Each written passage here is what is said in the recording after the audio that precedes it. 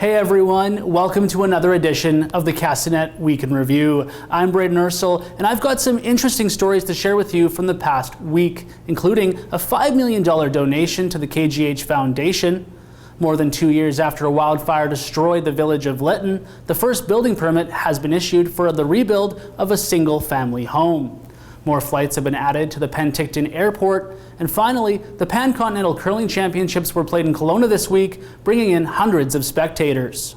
We'll start things off at the KGH Foundation, where the Jim Pattison Foundation donated $5 million to KGH to establish a new health center dedicated to innovation and research in Kelowna. This is the largest gift in our foundation history, and it's the largest investment that the foundation has made in the interior of BC, making this an exciting day for both healthcare and our community. It doesn't take away or do something instead of, it really enhances the great work that's already happening at KGH. Often we're very familiar with an investment in a building or equipment when it comes to healthcare, and innovation is the idea of bringing in new ideas, in bringing people together who are committed to advancing care and giving them the resources so that they can move those solutions into practice. This idea of from discovery to bedside, it bridges that space in between. The center is being established in partnership with the Kelowna General Hospital Foundation and Interior Health.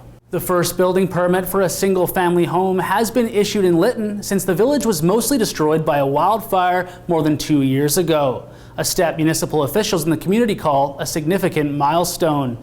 According to the village, the permit was issued to Jerry and Lillian Bannister for an address on Station Street. This comes after Linton residents rallied earlier this month to protest delays hampering rebuilding efforts in the community.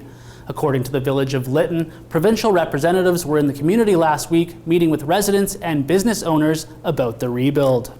In Penticton on Wednesday, Pacific Coastal Airlines announced 4 additional morning flights per week between Penticton and Vancouver for the winter season starting at the beginning of 2024. Pacific Coastal has just been tremendous around the region. They've added capacity out of Kamloops, they've added capacity recently out of Kelowna, and now Penticton. And, we really need that morning flight that we have been lacking for quite some time. It's a very, very exciting opportunity, and to help with our tourism industry, our convention industry, and business industry for people trying to get to and from Vancouver, tremendously exciting. YYF has had a demand for flights to fill after Air Canada announced back in September they would be pulling their services as of January 15th. This should help accommodate some of that loss for people coming and going to and from Penticton. Back in Kelowna, the 2023 Pancontinental Curling Championships were played throughout the week, acting as a World Championship qualifier for both men's and women's divisions. The week-long competition featured 16 different teams from around the world, with both the men's and women's Canadian teams making it into the playoffs. Unfortunately for Carrie Anderson and her Canadian teammates, they fell to the United States in the bronze medal game, while Korea defeated Japan in the final to win gold on Saturday. As for the Canada men's squad, at the time of this recording, skip Brad Gushue is set to face off against Korea in the gold medal match, while Japan took bronze over USA. But unfortunately, for all of us, we've reached the end of the November 5th edition of the Week in Review. We'll be back next week with more fun and interesting stories to talk about. Until then, for Castanet News, I'm Braden Ursel.